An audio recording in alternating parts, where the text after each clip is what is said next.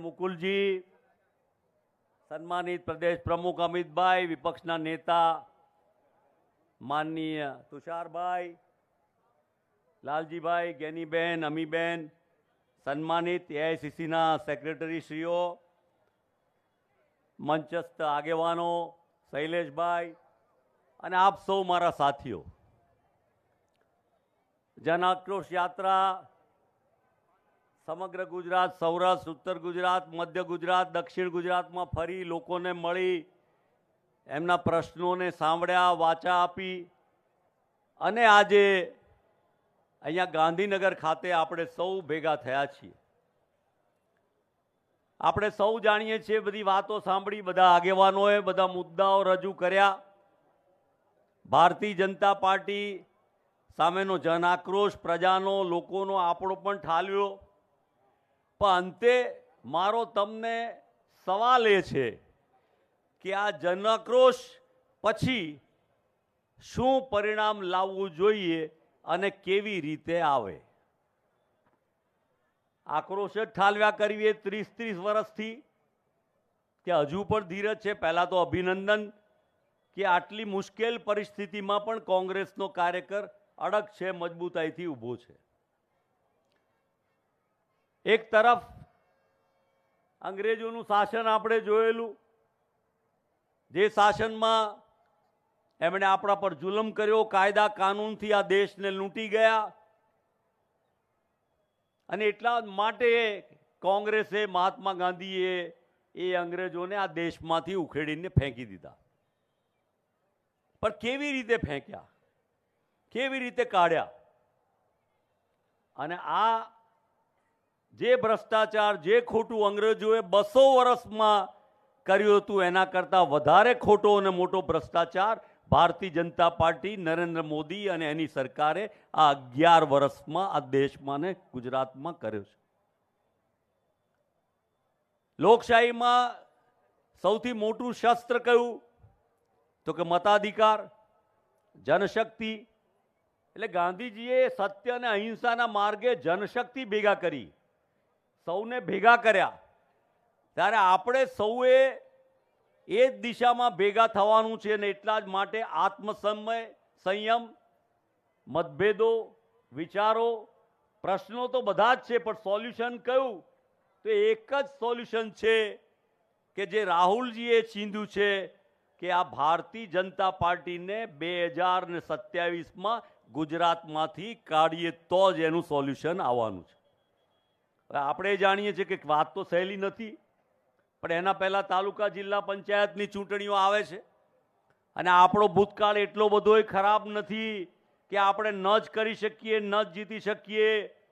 1985માં 149, 26માંથી 24 લોકસભા, 1980માં 139 બેઠકો, 26માંથી 25 લોકસભાની બેઠકો, 2015માં 23 જિલ્લા પંચાયત, 103 તાલુકા પંચાયત, આ બધું જ જીતીને 80 સુધી બેઠકો આપણે 2017માં રાહુલજીના નેતૃત્વમાં લઈ આવ્યા હતા. હવે એને પાર કરવું છે, એને આગળ જવું છે અને આ દુઃખો દૂર કરવા છે. ને આપણા નહીં, પણ ગુજરાતની પ્રજા પણ સમજી ગઈ છે. અને એવું નથી કે એમને જેણે મત આપ્યા ભાજપને એ લોકો ઓળખી ગયા છે, પણ એ ઈચ્છે છે કે એનો વિકલ્પ શું, ભરોસો શું, આશા કોની પાસે, કોણ કરશે? તો એ વિશ્વાસ આપણે અપાવવાનો છે, એમની સાથે જઈ મળી અને એમનો મત મેળવી એનું મન મેળવવાનું છે. અનેક પ્રશ્નો ગુજરાતનાની વાત કરી, મોંઘવારી, બેકારી, ભ્રષ્ટાચાર, ખેડૂતો, મહિલાઓ, કાયદો વ્યવસ્થાની પરિસ્થિતિ તો ખરી, પણ હમણાં જે માંડ્યું છે એમણે એ તો વિચાર કરો. આપણી વિદેશ નીતિ, ભારતની વિદેશ નીતિ હંમેશા નોન એલાઇન્ડ, કોઈ દેશ શોધે ભારત ક્યારે ભળી ના જાય. રશિયા સાથેના સંબંધો એટલા સારા હોવા છતાં જ્યારે અમેરિકાએ પાકિસ્તાન સામેની વોરમાં ઇન્દિરા વખતે 7મી ફ્લીટ મોકલી અને રશિયાએ આપણને સમર્થનને ટેકો આપ્યો, જેના કારણે અમેરિકાએ પાછા પડવું હતું.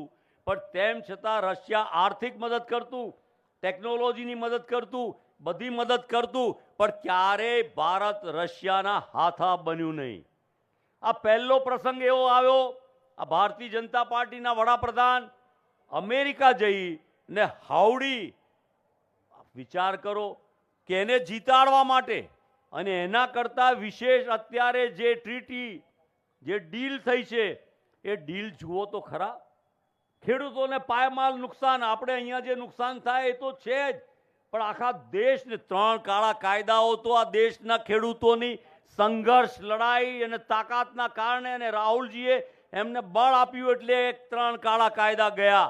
નહીં તો આજે આપણી પરિસ્થિતિ એ કોર્પોરેટ ખેતી દ્વારા આપણા ખેડૂતો ગુલામ અને મજૂરો હોત. અને એ જ પદ્ધતિ આગળ વધારીને આ ભારતીય જનતા પાર્ટીની સરકારે, ચાહે ખેડૂતની વાત હોય બાંગ્લાદેશથી, કોટનની વાત હોય આપણે ત્યાંથી લેતા હોય, ટેક્સટાઇલની વાત હોય, વિશેષ તો વિચાર કરો કે ભારતે રશિયા પાસેથી ઓઇલ નહીં લેવું અને તમારે બીજા દેશોમાંથી ઓઇલ લેવું પડે એવું કમ્પલ્ઝન એવી ટ્રીટીમાં કરવામાં આવે તો તમે એ કલ્પના કરો કે જ્યારે ભારતે પાકિસ્તાન પર હુમલો કર્યો, એર એટેક કર્યો, અને અચાનક જ એ એટેકને રોકવા માટે અમેરિકાના પ્રેસિડેન્ટના કહેવાના પ્રમાણે ભારતની ફોજને, સેનાને, એરફોર્સને રોકી દેવામાં આવ્યું.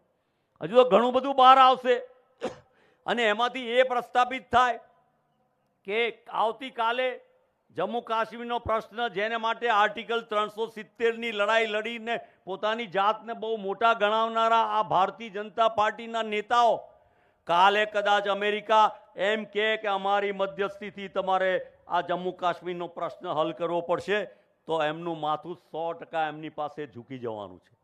આ દેશને ફરીથી નવી ગુલામી તરફ લઈ જતા હોય, અને એમાંય જે પ્રકારે રાહુલજીએ એમને ઉઘાડા પાડ્યા, 2012થી અનેક મુદ્દાઓ, ડિમોનેટાઇઝેશનથી લઈને, સુનામીથી લઈને, કોરોનાથી લઈને બધા જ પ્રશ્નોમાં આપણે બધા જોયા કર્યું.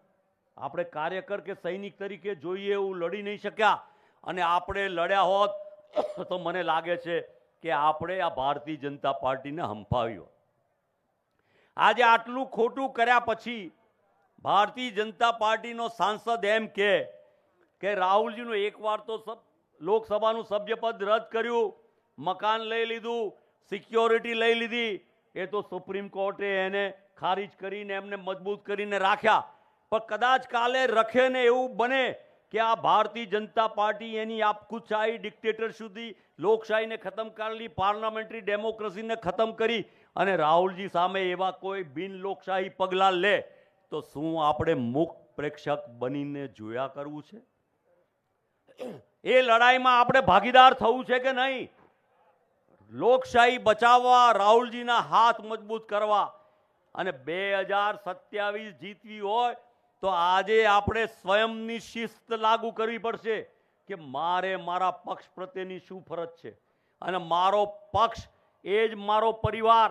એ વાતને લક્ષ્યમાં લઈને સમાજની વ્યવસ્થા તો છે, સમાજો મજબૂત થાય જરૂરી છે, પણ સમાજને કોણ મજબૂત કરી શકે? જે સાધન સંપન્ન અને સુખી સમાજ હોય, પારસી સમાજ, નાની વસ્તી, અને એ વસ્તી જેને કદાચ સરકારની મદદ મળે કે ના મળે એ સમાજ ટકી શકે, જૈન સમાજ ટકી શકે, પણ સામાન્ય વર્ગ જેને માટેની ચિંતા કોંગ્રેસ કરતી આવી છે એને માટે સરકાર હોવી જરૂરી છે. તો જ સમાજને શિક્ષણ, આરોગ્ય, મકાન, ઘર, નોકરી, ધંધો, વેપાર આપી શકે. અને જો સરકાર લાવી હોય તો પક્ષ, અને પક્ષ એટલે વિચારધારા. આ બે વિચારધારાની લડાઈમાં કોંગ્રેસ ને ભાજપ બે જ પાર્ટી છે. ભલે બીજા બધા આવે ને જાય, આપણે એને માટે લડીએ, બહુ ધ્યાન આપીએ, પણ જો આશા જન્માવીએ, આપણે ભરોસો આપીએ અને ફરી લાગે કે કોંગ્રેસ સરકાર બનાવશે તો આપોઆપ વેર વિખેર થયેલા લોકો, બીજે ગયેલા લોકો આપણામાં પરત આવશે અને કોંગ્રેસ પાર્ટીનો તિરંગો ફરીથી ગાંધીનગર અને એના પછી લખી રાખજો કે દિલ્હીમાં રાહુલ ગાંધીને વડાપ્રધાન બનાવવામાં કામમાં લાગશે. કઈ આ દાદાની વાત ને એટલા માટે કે SIR ની વાત હમણાં ચાલી, ગામડામાં જઈએ હમણાં છેલ્લે થોડા 2 દિવસ પહેલા એક લગ્નમાં ગયો હતો અમારા આણંદના સોગટપુરામાં. એ સાગોડપુરાના આગેવાને કીધું અમારા 400 મત અમારા પરિવારના છે અને તમને 19માં ફક્ત 26 મત મળ્યા. તો ઈવીએમ બીજા કારણો હશે. 2 લાખ વોટે હારવાનું. હવે અનેક બનાવોથી ઘણું ખબર પડે. ઈવીએમમાં તો ગોટાળા કર્યા હશે. પછી મતદાર યાદીઓના ગોટાળા રાહુલજીએ પકડ્યા. હરિયાણામાં, કર્ણાટકમાં અને અનેક રાજ્યોમાં, મહારાષ્ટ્રમાં પકડ્યા. અહીંયા બી પ્રદેશ પ્રમુખ અમિતભાઈએ નવસારીમાં પકડ્યા અને બધા અનેક પ્રસંગો બન્યા. એ પછી એમણે જે બિહારમાં ગોટાળા કર્યા, સરમાં 62 લાખ મતદારો કાઢી નાખ્યા. મત વધવા જોઈએ કે ઘટવા જોઈએ? વસ્તી વધે તો. અને વસ્તી કઈ બહારથી આવી ગઈ નથી. આ કઈ બોર્ડર નથી બાકી બાંગ્લાદેશની કે ત્યાંથી બધા આવી ગયા. ગુજરાતમાં પણ આ ઘટાડો થઈ. અને જ્યારે એમના વધારવા હતા, ડુપ્લિકેટ મત હતા, શહેરમાં રહેતો બીજો ત્રીજો હોય. પણ આ બધા જ પ્રશ્નોનું નિરાકરણ અને સોલ્યુશન એ જનશક્તિ છે, એકતા છે. સૌએ જોડાવાનું છે. અને કોઈ એમ માને ભણેલા ગણેલા સાધન સંપન્ન સુખી, એને એમ લાગે કે હું તો 9મા માળે રહું છું ને મારો 5 કરોડ 10 કરોડનો ફ્લેટ છે. પણ ભાઈ, તને જ ખબર પડવી જોઈએ કે પોલ્યુશન તને નડવાનું છે. આ એન્વાયરમેન્ટના પ્રશ્નો તારે આવવાના છે. સોલિડ વેસ્ટ મેનેજમેન્ટનું તને થવાનું છે. ઇન્દોરમાં પીવાના પાણીથી 15 જણા માર્યા ગયા તો કદાચ તારો વારો નહીં આવે, એનું કંઈ નક્કી નથી. કોરોનામાં કોઈની જાત ધર્મ કે પૈસા જોઈને કોઈ મર્યું નહોતું. પણ આ દેશની સરકાર બેજવાબદાર, જે લોકોને રસી ના આપી શકી, બેડ ના આપી શકી, વ્યવસ્થા ના આપી શકી, અને એમને આપવું હોય તો આ માલે તુજારોને 25 લાખ કરોડ રૂપિયા એનપીએના માફ કરે અને ખેડૂતના 1 લાખ કરોડ માફ કરવા હોય તો એમ કે તિજોરીમાં પૈસા નથી. કોંગ્રેસનું શાસન, મુકુલજી સરકારમાં મંત્રી હતા, અમે બધા સાથે હતા, તુષારભાઈ મંત્રી હતા, ત્યારે કેટલા દેવામાં આવું કર્યા કે બેંકો તૂટી જશે, આ દેશનું અર્થતંત્ર ખરાબ થઈ જશે. અર્થતંત્ર મજબૂત રહ્યું, બેંકો મજબૂત રહી. આજે પેલા કરોડો લઈને દેશ છોડીને ચાલા ગયેલા લોકોની ચિંતા કરતા નથી. રાહુલજીના કહેવા પ્રમાણે જે એક ભારત ખૂબ ધનવાન 5% લોકો જેની પાસે 90% મિલકતો છે અને બાકીના બધામાં મધ્યમ વર્ગ પણ આવી જાય, બધા સમાજ આવી જાય, બધા જાતિઓ ધર્મ આવી જાય. એ બધાએ એક થવાનું છે. જો બુદ્ધિજીવીઓ એક જમાનામાં આઝાદીની લડાઈ એ વખતના ભણેલા ગણેલા શિક્ષિત વેપારીઓ સૌ ભેગા થઈને લડ્યા હતા. એટલે આજે આ માધ્યમથી, મીડિયાના માધ્યમથી એ લોકોને પણ કહું છું, તમારા વેપાર ખલાસ થઈ ગયા. જીએસટીને લીધે તમારું ટેક્સટાઇલ ખલાસ થઈ ગયું, તમારી ઇન્ડસ્ટ્રી ખલાસ થઈ ગઈ, તમારો ટ્રેડ ખલાસ થઈ ગયો, ટેક્સટાઇલ ખલાસ થઈ ગયું, ડાયમંડ ખલાસ થઈ ગયું. ફાર્માસ્યુટિકલ વાળા વિચાર કરતા હશે તો કાલે એના પર પણ ટેરિફ નાખી અને ફાર્માસ્યુટિકલ પણ ખલાસ કરી નાખશે. આ મોદી અમિત શાહની ટુકડીને કોઈનામાં રસ નથી, એને અદાણી ને અંબાણી બેમાં જ રસ છે. આ દેશના લોકોને ખબર પડી જોઈએ. આપણે કહીએ એનો વિચાર કરવાના બદલે સામાન્ય પ્રજાના જીવનને બદલવું છે. તેના પાસે આપણી પાસે શું ઉપાય છે? તો આપણો મત અને આપણો આત્મવિશ્વાસ અને આપણી આશા, આપણી પાર્ટી, આપણો પક્ષ, આપણી વિચારધારા અને આપણો નેતા. રાહુલ ગાંધીએ મહાત્મા ગાંધીના રસ્તે ભારત જોડો કહ્યું, ગુજરાત જોડો, જિલ્લો જોડો, તાલુકો જોડો. અને એ જ શુભકામના સાથે આપ સૌને અભિનંદન. ધન્યવાદ. જય હિન્દ.